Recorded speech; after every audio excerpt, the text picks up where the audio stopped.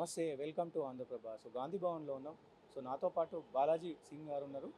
ఆ, కాంగ్రెస్ అధికార ప్రతినిధి. మాట్లాడదాం. అన్న చెప్పండి, బీసీ బిల్లు కోసం పెద్ద ఎత్తున కాంగ్రెస్ ఢిల్లీలో ధర్నా చేస్తుంది జంతర్ మంతర్ దగ్గర. ఆ, ఎట్లా ఉండబోతుంది ఈ బిల్లు? బీజేపీ సపోర్ట్ చేస్తుంది అనుకుంటారా, ఏమనుకుంటున్నారు? బీసీ బిల్లు గురించి మాట్లాడాల్సి వస్తే రేవంత్ రెడ్డి గారు కాంగ్రెస్ పార్టీ ఇచ్చిన వాగ్దానంలో భాగంగా తప్పకుండా మేము చేస్తామని చెప్పినాము. జనగణన చేసినాము, కులగణన చేసినాము, అసెంబ్లీలో బిల్లు పాస్ చేసినాము, తీర్మానం చేసినాము. ఇప్పుడు ఢిల్లీ ఇవ్వాలి, శాంక్షన్ చేయాలి కాబట్టి వాళ్ళు కూడా దీనికి ఒప్పుకోవాలి కాబట్టి పెద్ద ఎత్తున అందరిని తీసుకెళ్ళి మంత్రులు అందరూ కూడా ఈరోజు ఢిల్లీలో ధర్నా చేయడం జరిగింది. ఇది ఏం చెప్తుందంటే, ఈ సీక్వెన్స్ వచ్చిన 9 నెలల్లోనే ఈ జరిగినటువంటి సంఘటన ఏం చెప్తుందంటే, ఒక మాట ఇచ్చినామంటే దానికి కట్టుబడి పనిచేస్తామని చెప్పి, ఒక మాట ఇచ్చినామంటే దానికోసం, దాన్ని సాధించడం కోసం చివరికంటా పోరాడతామనే విషయాన్ని ప్రజలకు అర్థమైంది.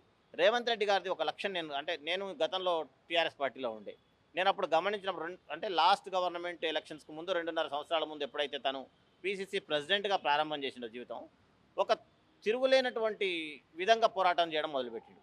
అప్రజాస్వామికంగా పరిపాలన చేస్తున్నటువంటి కేసీఆర్ గారి గవర్నమెంట్ మీద ప్రజాస్వామ్యాన్ని నెలకొల్పాలి, ప్రజలకు ఇచ్చిన వాగ్దానాలను చేయాలి, ఓటు బ్యాంక్ రాజకీయాలను చేయకూడదు అనే ఒక కృతనిశ్చయంతో పోరాటం చేయడం జరిగింది. మేము కూడా 6 నెలల ముందు బయటకు వచ్చి రేవంత్ రెడ్డి గారికి, కాంగ్రెస్ పార్టీకి పూర్తి స్థాయిలో అండగా నిలబడ్డాం.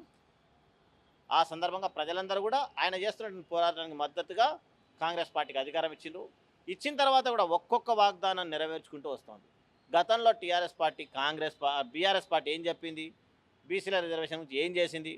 33% ఉన్న రిజర్వేషన్లను 23%కి కుదించి 18% ఇంప్లిమెంట్ చేసింది. మరి ఈరోజు వచ్చి తగుదనమ్మా అంటూ మేము బీసీల హక్కుల కోసం కొట్లాడతామంటున్నారు. మీకు అవకాశం ఉన్న 9.5 సంవత్సరాల్లో మీరు వెలగబెట్టింది లేదు. ఈరోజు చేస్తున్న వాటికి మోకాలు అడ్డడం. ఈ దేశ చరిత్రలో చాలామంది తప్పులు మాట్లాడుతున్నారు కాబట్టి వాటికి కరెక్షన్ చేయడం కోసం ఈ విషయం చెప్తా ఉన్నా. ఈ దేశ చరిత్రలో కాంగ్రెస్ పార్టీ, బీజేపీ పార్టీ కలిసి ఉన్నాయని వాళ్ళు ఏదైతే ఆరోపణ చేస్తున్నారో అది వాళ్ళ విచక్షణకు వదిలేయాలి. ఏ రాష్ట్రంలో, ఏ జిల్లాలో కూడా కాంగ్రెస్ పార్టీ, బీజేపీ పార్టీ కలిసి లేవు. ఎక్కడ ఐడియాలజికల్ డిఫరెన్స్ ఉంది 2 పార్టీల్లో కాబట్టి వాళ్ళు ఎక్కడ కలిసి లేరు. మీరు మీ యొక్క చేతగానితనం, మీ యొక్క కుటుంబ పాలన అనుకోవచ్చు, లేకపోతే మీ యొక్క ఇచ్చిన హామీలను మర్చిపోయి ఓటు బ్యాంక్ రాజకీయాలు చేసిండ్రు కాబట్టి మీకు అట్లనే కనిపిస్తుంది. పచ్చకామెరలోకి వచ్చినోడికి లోకమంతా పచ్చగున్నట్టు అనిపిస్తుంది. మీలో ఉన్నటువంటి తప్పులను కరెక్షన్ చేసుకోవాలి కానీ ఇచ్చిన మాటకు కట్టుబడి రిజర్వేషన్ల బిల్లు అసెంబ్లీలో పెట్టి పాస్ చేయించుకొని ఈరోజు సెంట్రల్ మీద పోరాటం చేయడానికి వెళ్ళిండు కాబట్టి ఆయన చిత్తశుద్ధిని శంకించాల్సినటువంటి అవసరం లేదు. చేతనైతే మీరు కూడా సపోర్ట్ చేయండి కానీ లేనిపోని మాటలు అనొద్దని సందర్భంగా తెలియజేస్తా ఉన్నాను. ఏం చెప్తారు? హెచ్సియు వివాదం పెద్ద రాష్ట్రం మొత్తం పెద్ద ఎత్తున చర్చనీయాంశం. దీని గురించి మీరు గతంలో ఉన్నటువంటి ప్రభుత్వం వాళ్ళు భూములు ఎన్నిసార్లు అమ్మారు? చాలాసార్లు అమ్మారు. ప్రజా అవసరాల నిమిత్తం వాళ్ళు అమ్మిండ్రు. నేను పర్సనల్గా ఎక్కడ కూడా వన్యప్రాణులకు కానీ మిగతా వాటికి కానీ పర్యావరణానికి కానీ నష్టం జరగకూడదని కోరుకునే వాళ్ళలో నేను ఒకడిని. 100% మంచిగా ఉండాలని. ఇది సెంట్రల్ యూనివర్సిటీకి ఇచ్చినటువంటి భూమి కాదు. హరగోపాల్ గారు చెప్పినారు, ఇది భూమి ఆ యూనివర్సిటీకి ఇచ్చినటువంటిది కాదు.